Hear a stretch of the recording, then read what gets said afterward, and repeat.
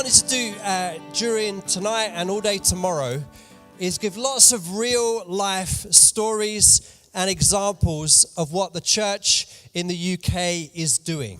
So real stories that we can engage with, that are in our land, that we can relate to and that we can learn from. So we've got Richard and Linda, and they're going to briefly explain a story of what their church has been doing in the community. So Richard is going to go first. This is Richard, thank you. We're in New Life Church, which is what Richard pastors. This is Richard's church. Let's give Richard a round of applause. Thank you for having us and for hosting us.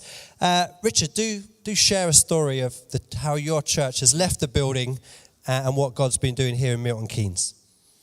Okay, thank you. It's great to be with you.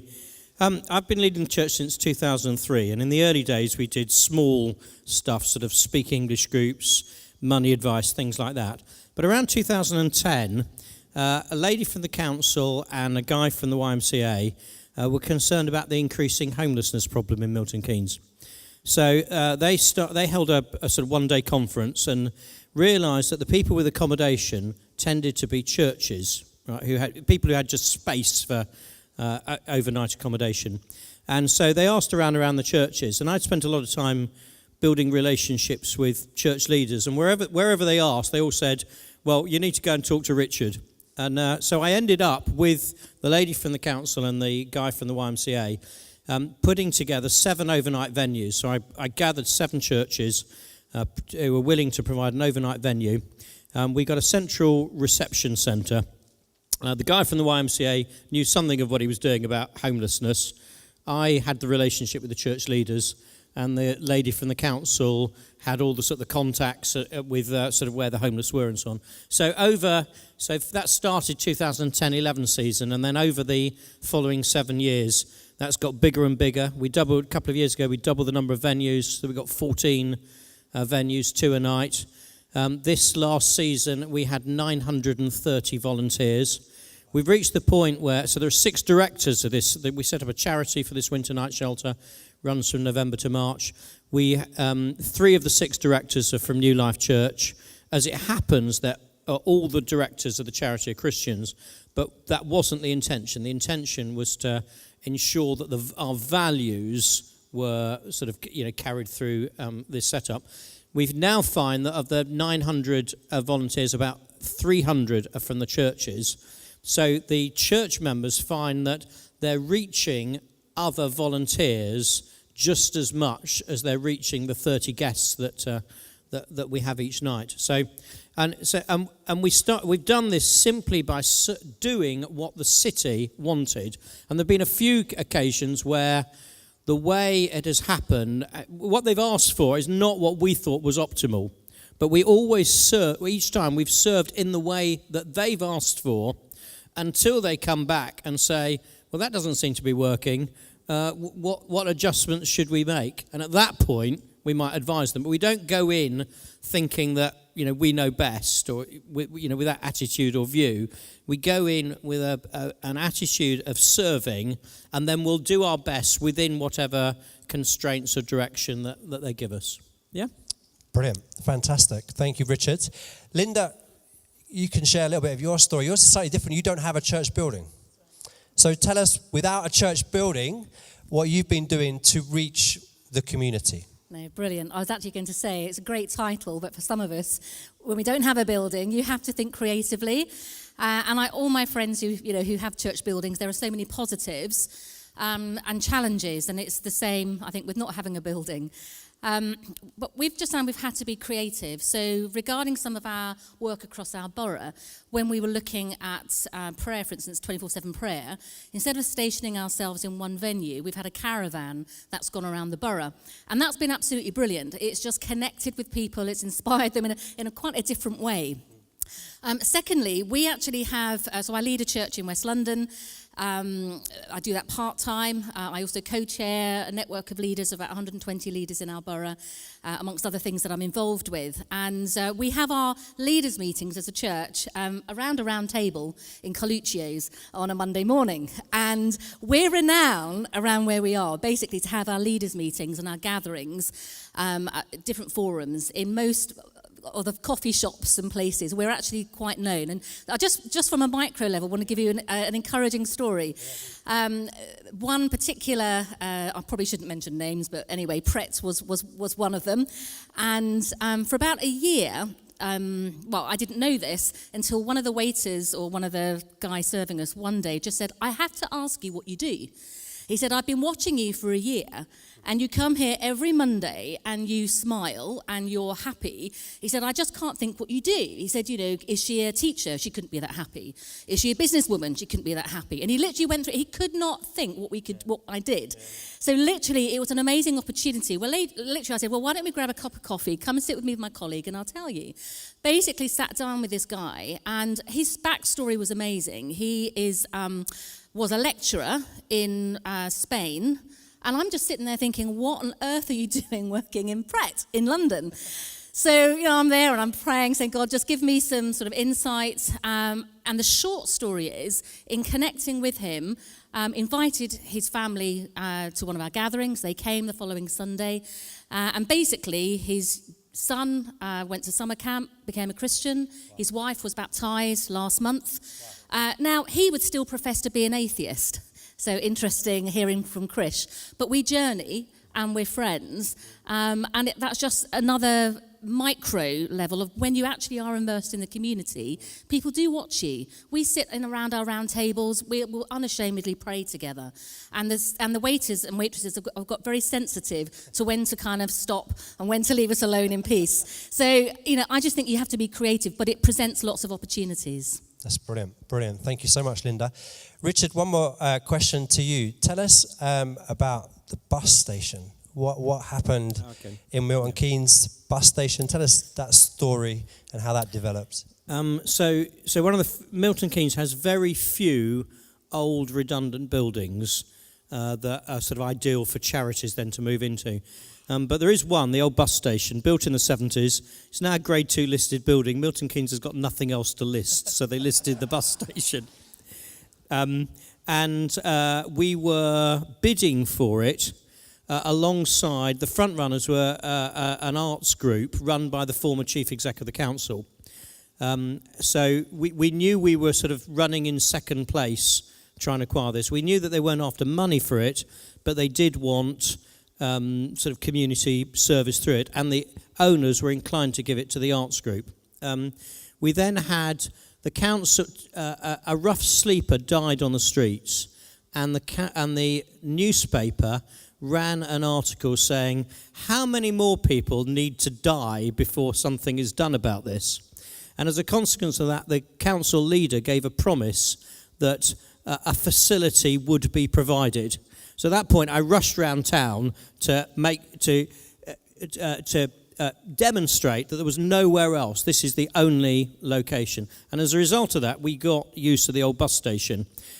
We started off using it as a reception centre for the winter night shelter, but we only use it sort of 8 to 9 a.m. for the lockers in the morning, and then 5 to 7:30 p.m. as the reception centre of the evening. So it was unused during the day. So we reached an arrangement with Wightman, who are based in Milton Keynes, to refurbish it. So they sponsored the Milton Keynes Marathon. That provided a whole load of money that refurbished it. And then we got other groups in to use it between 9 and 5. Okay, so we now have 16 groups that use it. So there are 3 groups related to mental health. There are 4 groups related to substance abuse. There's youth leaving social care, British Red Cross using it with refugees and so on. So we facilitated a whole load of specialist groups where other people use it free of charge. We've got the running costs covered another way. We provide free heat, light, internet and meeting rooms, and then enable others to use that. And just to finish off on this, that building is 5,000 square feet. we are now looking as a church to purchase a building of another building as well as this one, of between 25 and 55,000 square feet, because we've seen something we've been able to model that we want to scale up, and we know of enough groups that would occupy it that we can work much more effectively towards ending homelessness in Milton Keynes. That's amazing. Thank you. That's amazing, Richard. Yeah, that's brilliant. Absolutely brilliant. Linda, one more question to you. So many, I'm sure, churches here won't have their building. That we don't have our own building, we hire a venue. So for a church planter or a person in that situation, what kind of top tips would you give them about how to make the most of engaging with the community and using other venues? You've given us some great examples about what you do, but just maybe a little bit more flesh on that bones, a little bit more from your experience. Okay. Well, we were talking on our table about some of the areas where we're involved as a community. So winter night shelter, street pastors, CAP, food bank. We just opened our 8th centre. And so we're immersed in the fabric of our community, but relationship is everything. And actually some of the opportunities that have opened some of those doors. So I've been a school governor for about 15 years. And actually, as a result of that relationship with the then chair of governors, I'm now co-chair of governors, but a high Anglo-Catholic priest, but really our relationship grew over a sort of a period of 10, 12 years, whereby trust grew, and then that just seems to open so many doors. And so actually, I think for us as churches, encouraging our people to immerse themselves in our communities as school governors, there are great ways where people can get involved. You know, getting involved, be a justice for the peace. I'm really thankful in terms of our own community. We've encouraged people to get involved in the fabric. Yeah. So I think relationship is everything, because there are so many opportunities. Another thought about, if you like, not being in our own building, that sort of triggered ideas for us. We have our church offices in a sort of a little complex of other businesses. And in fact, when we first moved in, I helped set up my husband's business 7 years ago, worked for the company for the first 2 years. And when I sat at my desk, there was a guy next to me, for some reason felt compelled to say to me, I'm an atheist. And it's like, well, that's fine, cool. Let's just get to know each other. But the short story with him is that 4 years later, so I was sat next to him within a business capacity for 2 years. Then our church office moved in, sat next to him for 2 years. And then out of the blue one day, he came to me and said, Linda, I've got this person, my wife's best friend. He explained the situation. Could you come and talk to her? I think you'd be the right person. And he described our church. And I'm thinking, I've never sat down and had a conversation with him about the church.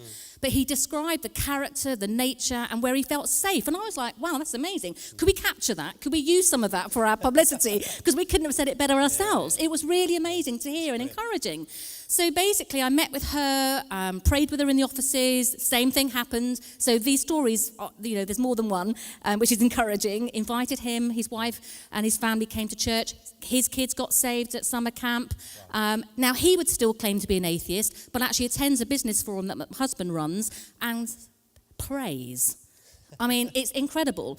But actually, as a result of that, of mixing with other people within the business capacity, it's created an idea for us to actually set up a co-working hub. So we're now on this, literally in the last months, which has been like a long 3-year journey in terms of designing a space whereby right in the heart of brand new complex in the middle of our borough, we are taking on the equivalent of 2 retail units, and one side will be a co-working space that will look to fund the not-for-profit side. Now that's come about because of the relationship with the church, through being a governor, through being immersed in the community, by seeing something, by being in a business complex and realising people want community. And actually, there are so many startups, there are so many people who are isolated, and when they taste it, they think, oh, actually, I like this. Actually, there's something about this that's attractive, and then it feels safe, and you build relationship. And we are just seeing an incredible encouragement of people and families who are connecting with us, and not all of them everyone's becoming Christians and profess to be followers of Christ, but somehow being immersed in our communities. Some guys on our table are actually meeting in a coffee shop. I think brilliant to do that, because that, I'm sure, is where God would want us. So I think being creative, looking and seeking out where those relationships are and allowing those ideas to spark, because we're all engaged in different ways in our communities. There's so much opportunity, as Chris was talking about. We're not short of opportunities, but I think it's been discerning. Yeah. Where is it God is taking me? Where are some of the key relationships? And being attentive and investing into those relationships. Brilliant. Let's give Linda a round of applause. That's fantastic. Brilliant. Thank you, Richard. Thank you, Linda, for sharing so helpfully.